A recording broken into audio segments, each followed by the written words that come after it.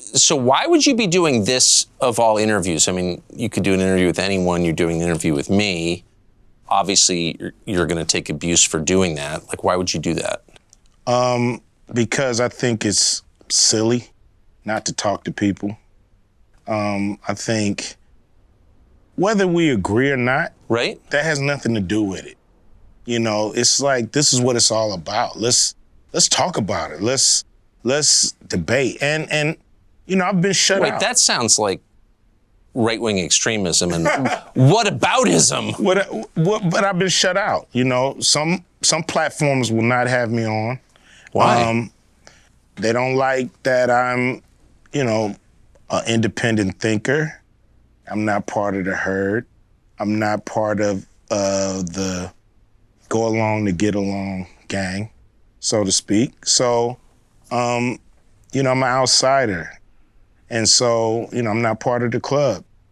So I have to go places for one, that I'm welcome, and where I can voice my opinion without somebody, you know, saying I'm a bad person and that they never want to have me on their platform again. What platforms have banned you? I've been,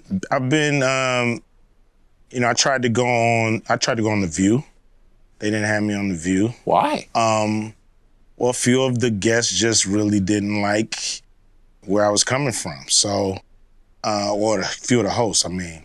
So that's what I was told by the producers. You know, I don't know if the producers was just copping out and using some of the hosts to not have me come on and explain myself, but... You'd be a good booking for them. I've been on there before. Yeah. You know, it's just when I've became an independent thinker, when I've, you know, I'm not, you know, I don't follow their brand of politics, I guess. But if you can't think for yourself, then you're not really free, are you? No, you're not. You're not. But I've been excluded. I've been excluded on Oprah, you know. On Oprah? On Oprah, yeah, I've been excluded. Yeah, man. I would think you'd be the person Oprah would want to promote. I mean, you grew up in South Central, you were successful at a young age, you have dignity, you say what you think. Like, I thought that was the goal. Me too. You know, I don't know what it is, but, you know, several of my, you know, I had a movie called Barbershop, you know. Yeah, I remember. That I wasn't invited to participate with the cast. I produced a show called Black White, and it was a very controversial show. And once again, they had the whole cast on, but I wasn't invited. And so I don't know. On Oprah's show. Yeah, so I don't know what that's really But Oprah's obviously a saintly, godlike figure who's revered by all decent people. Why would she exclude you? I really don't know. You know, that's something that I would love to find out. But I can't tell you, you know, if there's a single thing that I've done or said to her. Have you noticed that it is more controversial to criticize Oprah than to burn the American flag? Really? Seems that way. I've never heard anybody criticize Oprah. Do you think it's political or do you think it's deeper than that? I mean, you're not like a right-winger. No. No? No. You don't even seem that political. No, I'm not really. I'm pretty much, you know, just want to do right by the people, you know. So if that comes through political means, that comes through the private sector, wherever it comes, you know, I'm down to work with whoever's down to do something right for the people. So I remember reading you say something along the lines of, I didn't vote for Trump, I'm not a Trump voter. You actually attacked Trump at one point, but you were willing to meet with Trump. Do you think that crossed a line? I think some people didn't like that, but I think it's idiotic. You know, enemies meet. Right. You know, they talk. I'm pretty sure there's some communication between Russia and the Ukraine right now. Somebody's on the phone talking to somebody, trying to come up with a solution. So we just got to talk. That's the only way we're going to work this out. You know, I know when the talking stops, the fighting starts. A lot of people, they, think I'm a, Republican. I'm a right winger. Just because I was willing to speak to the Trump administration, and I was willing to speak with the Biden administration as well. Have you? One guy in the administration, but it didn't go anywhere. It was basically a, take my temperature kind of call. We'll get to it, but they never got to it or never planned to. Matter of fact, the guy left the administration, so after talking to him for a year or so, he was gone, and then we were left really with no one to continue the conversations. What do you think of Biden? I don't think he's given the people who put him in exactly what they thought they were going to get from him. But his most loyal voters, according to the polls anyway, are black voters, particularly black women. Mm-hmm. And those numbers don't seem to change. So no matter what happens or doesn't happen. So do you expect they ever will change? Whether they become independents and not vote for anybody who's not bringing it. It's like people want your vote. They have to do something to earn it. If they don't earn it, why are you going down there and pulling that lever? Because the other side hates you. That's the pitch they make. We may suck, but the other side hates you. You're supposed to dance with the person you brought. Yeah. And the person that brought you to the dance, you guys are supposed to dance together. And if that doesn't happen, you got to go find another dancing partner before the night is up and the music stops. What do you think of Kamala Harris? Obviously, she's a great politician to be able to become the vice president of the country. I don't know how effective she is at her job. What's your view of the police at this point? It's the same. It really is. It's like looking at, what's your view of the military? They're the military. They're always going to be the military. If I asked you this in 1946, you'd be like, they're the military. Yeah. So it's a fraternity. It's an organization that does things a certain way. And I think their philosophy sometimes is detrimental to the people they're serving, because I think cops have a win and make it home philosophy. Win whatever battles you have in the street, make it home at night. And that's actually the most important thing. And everything else, people's rights, doing things the right way, being totally fair and square all the time and not, being a little aggressive, all that comes second to win the encounter, make it home at night. And you can't really fault somebody for thinking that way as a police officer, but that's the philosophy, so everything else comes second to that. So guy might not care if he violated your rights.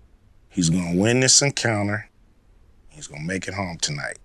And that's all that matters. And sometimes I think that's what we see is an organization hell-bent on winning, and not a fraternity or organization hell-bent on upholding the law and doing everything right or by the book, so to speak. Yep. Yeah. And it's just the nature of that fraternity. Maybe of organizations. Yeah, it's they come with a philosophy, and you can try to buck it if you want to, but more than likely they're gonna get you out the way and stay in formation. Do you think that it's harder to be a man in America now than it was when you were a kid? Yes. Saying what you feel, being yourself, um, is what they call toxic. You know, we shouldn't be called toxic for our instincts and for, you know, I was born this way. What are you talking about? You know what I mean? Like, Yeah. why can't we be ourselves? We were born this way too. So there are some groups, like if I say I'm trans, and people say, that's great, you were born that way, we affirm you.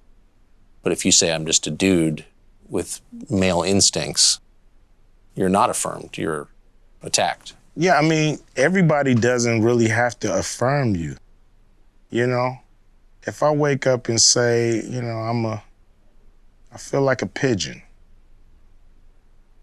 and I want everybody to treat me like a pigeon. Some people may say, whatever, Q, we treat you like a pigeon. But some people may choose to be like, dude, no. That's your world. Yeah. I'm not part of it. And I have to be ready for that.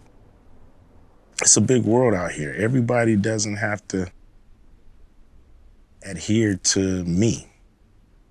That's called narcissism, right? Yeah, it seems like it. Yeah, seems like you're trying to bend the universe to your will. And it don't work like that. We've been talking almost all day now. You haven't mentioned race a single time. We've mentioned economics, rich and poor, a number of times. Do you think that we overplay the role of racial conflict in American life? Yes.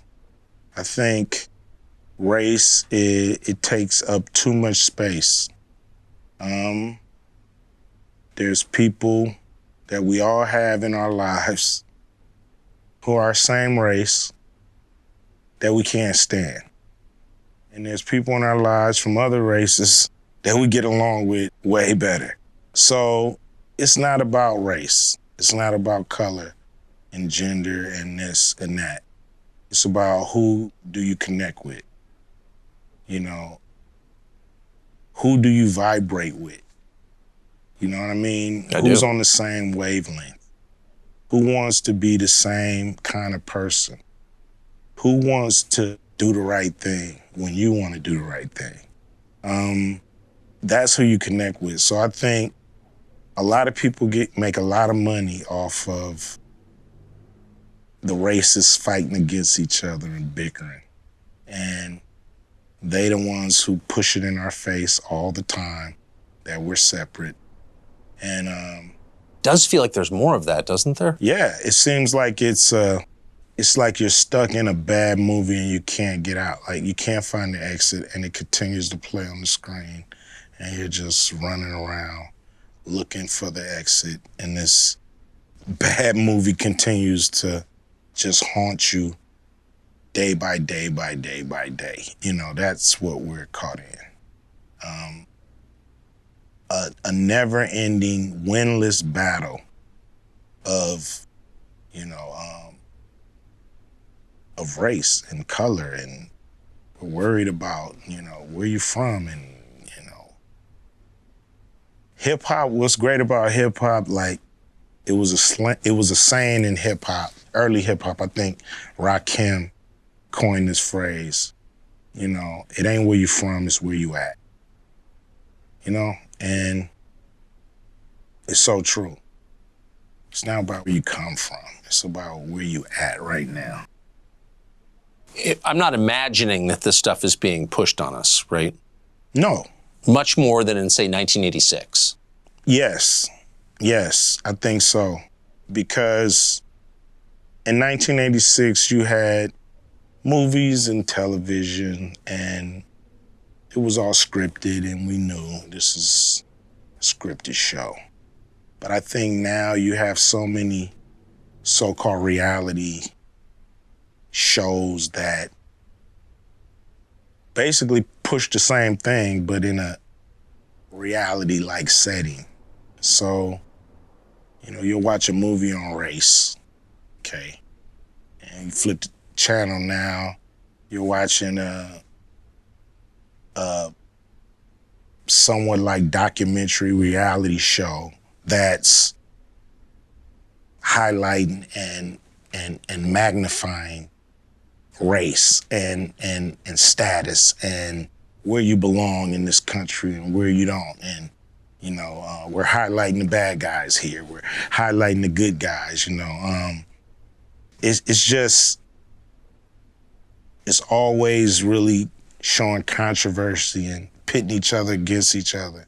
And with the reality shows, controversy sells. So they're not showing people getting along. What they want to get to is the fight, the conflict, the argument, the throwing of the bottles, the turmoil, the differences. Does that bear any resemblance to your actual life as someone who lives in this country? Like, do you have racial conflict in your life day to day? Probably, most of them are unseen. I'm not going to say I encounter racism. People know who I am. Police know who I am. Everybody knows who I am. So I probably get a pass on a lot of things that friends, family members, people I associate with, people I love go through all the time because they're not Ice Cube. But, I've had an insurance company drop me because they didn't like my point of view. Things like that. Are you mad about it? Are you mad at people for their skin color ever in the course of a day? I'm not mad at people because of their skin color. I'm mad at people because of what they do and the things they choose not to do. Right. There's a big problem in this country with the financial banking system and Black people and our access to capital. I know that when it breaks down, we have, 13 to 15% of the country trying to live off of half a percentage of wealth, 0.05% of wealth. So that's an issue. That's a problem. We have to have access to capital so we can do cool things for South Central. If we drove past one of those lots and a guy that lived there wanted to put a store up, he just couldn't get along because of his zip code. Now, guys from outside the area, they can come in and they can get along and put that store up. And that has to change. How do people live in this state who aren't making a lot of money? Things are so expensive. Houses that used to cost, like my father, I think he bought his house 47 grand, maybe. And now it's worth 650. The house you grew up in? The house I grew up in. It's worth $650,000. And that's in South Central? South Central, yeah. Huh. So the middle class has shrunk in this state? Without a doubt, or left. They definitely shrunk, and we have a lot of people leaving the state because they just can't afford it. If you were running the state, wouldn't that be a big concern for you? Yeah, I think it's a major problem because you not only have people leaving, you have industries leaving. Tesla, they just put up a plant in Texas, so they left California, and many big companies have left California. I've noticed something weird. I've never been a big hip hop fan, but I've met a bunch of hip hop performers. Yeah. And they're all pretty open-minded, way more open-minded than, say, your average college professor. I wouldn't have expected that. Why do you think that is? College professors, they all want their jobs. And if their staff or administration is saying, hey, we think this way at this college, sometimes they understand what that is and they stick to those guidelines. Rappers, we're free spirits for the most part. some of us who are not locked down to these crazy contracts, but we know doing things the way they were done in the past hasn't really gotten us as far along as a people as we have wanted. So we tend to break the mold. We tend to be disruptors. We tend to not wait for an invitation to the party. We tend to either come in through the window, you know what I mean, or kick the front door down. But we're coming to the party. So that's how we've actually been able to gain success, because everybody wants you to be in your little hole. Everybody wants you to stay in your lane and all that stupid stuff. And as soon as I hear that, I'm out of my lane immediately. But you should stay in your lane, don't you think? No. If I would have stayed in my lane, I wouldn't be here. I would still be in South Central Los Angeles, you know, not following my dreams.